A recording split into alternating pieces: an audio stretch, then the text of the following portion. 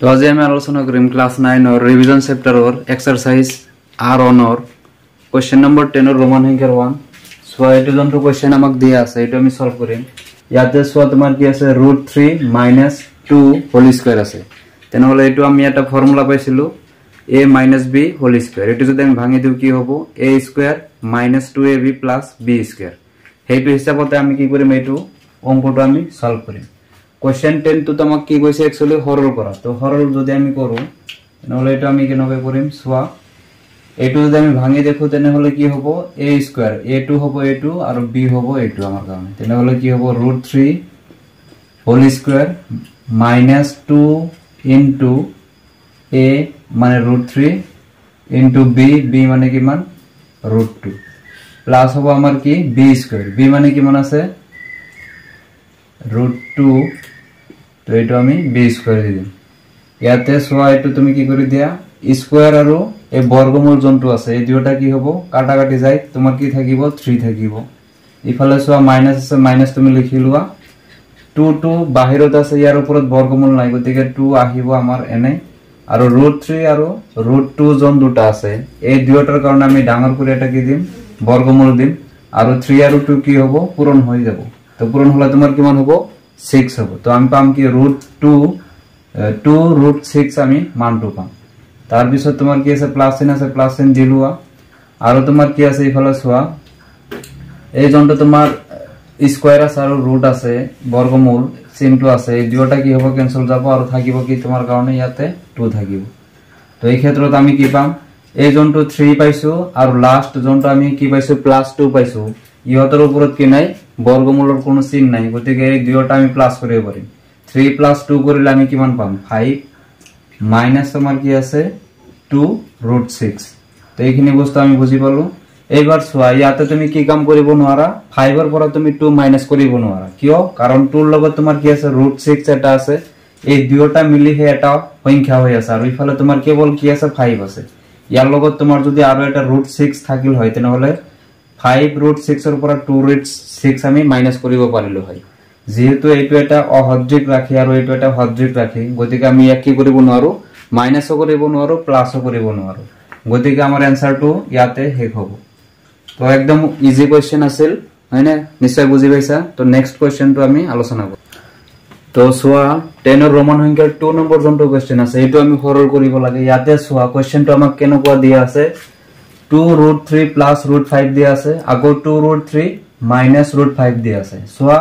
first সংখ্যা আৰু first জনটো টাৰ্মস আছে ব্ৰ্যাকেটৰ ইফালে আৰু ইফালে দুইটা আমাৰ সেম আছে আগো a2 আৰু a2 তোমাৰ কি আছে সেম আছে কিন্তু ইয়াতে কি বেলেগ আছে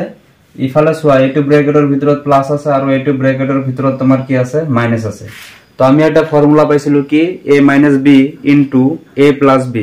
ইয়াৰ জনটো আমি ফর্মুলাটো পাইছিলো এটো কি আছিল যে a স্কয়ার মাইনাস তোমার কি হয় b স্কয়ার সেম আমি ইয়াতে হেই কামটো কৰিম তো আমি ইয়াতে মানিলাম কি এইটো আমাৰ কাৰণে কি হ'ব a এইটো আমাৰ কাৰণে কি হ'ব b এইটো আমাৰ কাৰণে a এইটো আমাৰ কাৰণে কি হ'ব b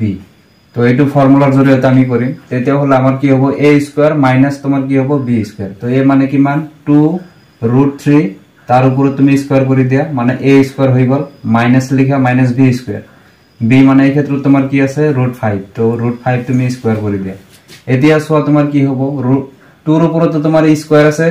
√3 ৰ ওপৰত তোমাৰ স্কয়াৰ আছে গতিকে যদি আমি কি কৰো 2 স্কয়াৰ কৰি দিও তেনহলে আমি কিমান পাম 4 আৰু তোমাৰ কি হ'ব তো মই ইয়াতে 4 লিখি ললো আৰু জনটো আছে এই যে ইফালে তোমাৰ ওপৰত কি আছে ৰুট জনটো আছে ইয়াৰ দ্বাৰা তোমাৰ কি হ'ব স্কয়াৰটো কাটি যাব তেতিয়া হলে তুমি পাবা কিমান 3 তো দুইটাৰ মাজত তোমাৰ কি হ'ব পূৰণ চিহ্ন এটা হ'ব তো পূরণ চিহ্ন তোমালোকে দি দিবা পারিলে মাইনাস আছে মাইনাস লিখা ইয়াতে সোয়া যদি আমি কি করো √5 জনটো হবে এটো एक्चुअली √5 হবে তো √5 স্কয়ার তোমার কি হবে স্কয়ার আর বর্গমূলটো কাটা যাব থাকিব তোমার কি 5 আর ইফালে সোয়া তুমি কিমান পাবা 4 3 = 12 মাইনাস তোমার কিমান হবে 5 তো 12 এর পর তুমি 5 মাইনাস করে দিও তেনে হলো তুমি কিমান পাবা 7 পাবা তো ইয়ারে आंसरটো আমার কারণে কি হবে 7 তোমালোকে এনেকৈ কৰিব পাৰা a2 স্টেপ নকৰা কৈ ডাইৰেক্ট তোমালোকে a2 স্টেপত আহিব পাৰা কেনেকৈ 2 স্কয়াৰ কৰিলে আমি 4 পাম এই স্কয়াৰ আৰু ৰুট ক্যান্সেল যায় তোমাৰ থাকিব কিমান 3 তো 4 * 3 কৰিলে তুমি কিমান পাবা 12 মাইনাস as it is আহিব এই স্কয়ার রুট টু তোমার কি হবে স্কয়ার টু এই রুট টু কি করিব কাটি দিব থাকিব তোমার কারণে কিমান 5 তো 12 এর পরে তুমি 5 মাইনাস করে দাও তুমি आंसरটি কিমান পাবা 7 তো এইটো আমার কারণে কি হবে ফাইনাল आंसर তো নিশ্চয় বুঝি পাইছা স্ক্রিনশট মারি লবা গোটেইখিনি বস্তু আর ভালদৰে চাই লবা তো 10 নম্বৰৰ ৰোমান সংখ্যাৰ 3 নম্বৰ জনটো কোৱেশ্চন আছে এইটো আমি সৰল কৰিব লাগে সো ইয়াত কোৱেশ্চনটো আমাক কেনেকুৱা টাইপৰ দিয়া আছে 8 দিয়া আছে প্লাস √3 আছে ইফালে সোয়া 2 আছে প্লাস √3 আছে ইয়াতে সোয়া কিবা এটা টার্মস আমাৰ মিল নাই যেনেকুৱা ফাৰ্স্ট টাৰ্ম আৰু ব্ৰ্যাকেটৰ সেকেন্ড ব্ৰ্যাকেটৰ ফাৰ্স্ট টাৰ্ম আমাৰ কি নাই মিল যেহেতু এটা আমাক মিল থকা দিয়া নাই গতিকে কোনো ফর্মুলাতে না যাব আৰু যেতিয়া কোনো এটা অঙ্ক কোনো ফৰ্মুলাত না যায় তেতিয়া হলে আমি এনেকুৱা ব্ৰ্যাকেট থকা যদি অঙ্ক আহে আমি সৰলটো কৰিম কেনেকৈ তোমালোকে এটা কাম কৰিবা এই 8 এৰ কি কৰিবা এই গোটেইখিনি এবাৰ পূৰণ কৰিবা তাৰ পিছত 3 জনটো আছে তাৰ আগত প্লাস চিন আছে এই গোটেইখিনি ধৰি ইয়াৰ লগত এবাৰ পূৰণ কৰিবা তো পূৰণ কৰাৰ পিছত তুমি প্লাস মাইনাস কৰি জনটো মান পাবা হেতু তোমাৰ কাৰণে কি হ'ব ফাইনাল आंसर হ'ব সো আমি কৰি দিও ডাইৰেক্ট আমি কি কৰিম 8 লিখিম 8 লিখাৰ পিছত ডাইৰেক্ট এই সেকেন্ড বন্ধনীৰ ভিতৰত যেখিনি টার্মস আছে এজ ইট ইজ আমি হুবহু ইয়াতে লিখিম তেতিয়া হলে আমি লিখিম 2 +√3 তার মানে আমার পূরণ হৈ গল এই ব্র্যাকেট মানে পূরণ বুঝাইছে 8 এর দ্বারা আমি এই গোটেইখিনি পূরণ কৰিলো তাৰ পিছত সো তোমাৰ কি আছে এইটো টাৰ্মস বাদ দিয়া +√3 আছে তো +√3 ইয়াত আমি লিখিম লিখাৰ পিছত কি হ'ব এই +√3 ৰে এই গোটেইখিনিক আমি আকৌ পূৰণ কৰি দিম তেতিয়া হলে আমাৰ কি হৈ যাব সৰল কৰাটো হৈ যাব এইটা তুমি ইনটু কৰি দিয়া 8 টু দা তোমার কিমান হ'ব 16 প্লাস থাকিব প্লাস লিখি দিয়া এতিয়া সোয়া 8 এর লগত √3 তুমি ইনটু কৰিব লাগে যেতিয়া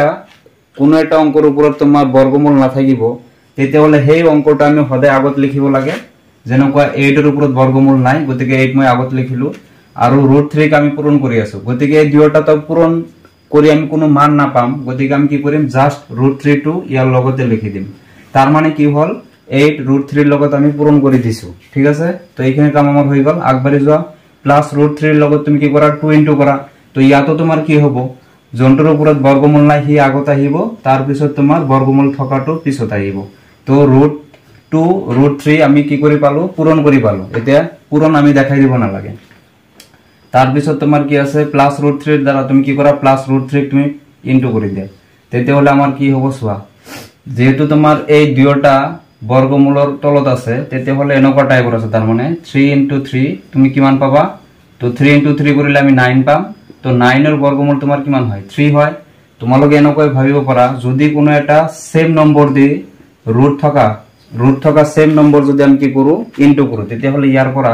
এটা সিঙ্গেল 3 আমি পাও ঠিক আছে যেনেকুৱা তুমি যে কোনো অঙ্ক লব পাৰা √9 * √9 যদি লোৱা তথাপি ইয়াৰ পৰা আমি কি পাম অনলি 9 হে আমি পাম ঠিক আছে তেতিয়া হলে √3 ইনটু যদি আমি √3 পাও তেনে হলে আমি ইয়াৰ পৰা কি পাম অনলি সিঙ্গেল 3 পাম তো 3 তুমি লিখি দিয়া এতিয়া সোয়া তুমি কি বস্তু প্লাস কৰিব পাৰা ইফালে সোয়া তুমি 16 আৰু 3 এই দুয়োটাৰ ওপৰত তোমাৰ কি নাই বৰ্গমূল নাই গতিকে দুয়োটা আমি কি কৰিব পাৰো প্লাস কৰিব পাৰো তো প্লাস কৰি দিয়া কিমান পাবা তুমি 16 আৰু যদি আমি 3 কৰো তেনে হলে তোমাৰ কিমান হ'ব 19 হ'ব তো 19 তুমি লিখা ইয়াৰ পৰা তাৰ পিছত সোয়া 8 √3 তাৰ মানে 8 টা √3 আছে ইয়াতে প্লাস তুমি সোয়া 2 √3 আৰু ইফালে তোমাৰ কি এটা √3 আছে দুটা তো 8 টা √3 আৰু দুটা √3 যদি আমি কি কৰি দিও প্লাস কৰি দিও তেনে হলে আমি টোটাল কেটা √3 পাম এতিয়া সোয়া কব পাৰা কি যে স্যার এতে এই দুয়োটা মানে কি প্লাস হল কেন কই সোয়া ইয়াতে তোমাৰ কি আছে ৰুটৰ তলত জনটো নম্বৰ আছে 3 আছে ইফালে তোমাৰ কি আছে ৰুটৰ তলত তোমাৰ সংখ্যাটো কিমান আছে অংকটো 3 আছে তো যদি আমাৰ কি থাকে সেম যদি ৰুটৰ ভিতৰত থকা মানটো হয় তেতিয়া হলে আমি প্লাস মাইনাস কৰিব পাৰো যেনেকুৱা সাপোজ ধৰা 5√2 আছে মাইনাস আছে তোমাৰ কিমান 2√2 ইয়াতে সোয়া √2 আছে ইয়াতে √2 আছে গতিকে আমি কি কৰিব পাৰো এই নম্বৰটো আৰু এই নম্বৰটো মাইনাস কৰি দিব পাৰো ঠিক আছে তো সেম ইয়াতো আমাৰ হ'ব তো তোমাৰ কি আছে প্লাস চিন তুমি দিলুৱা যেহেতু প্লাস কৰিব লাগিব তো 8 টা √3 প্লাস তুমি দুটা √3 কৰি দিয়া টোটাল তুমি কেটা √3 পাবা 10 তো তোমাৰ 10 টা তোমাৰ কি হ'ব √3 তোমাৰ এই ক্ষেত্ৰত আহি যাব তো এইটো আমাৰ কাৰণে কি হ'ব ফাইনাল आंसर হ'ব আৰু আমি একো কৰিব নোৱাৰো গতিকে এইটো আমাৰ কাৰণে কি হ'ব ফাইনাল आंसर নিশ্চয় বুজি পাইছা তো স্ক্ৰিনশট মাৰি লবা ঠিক আছে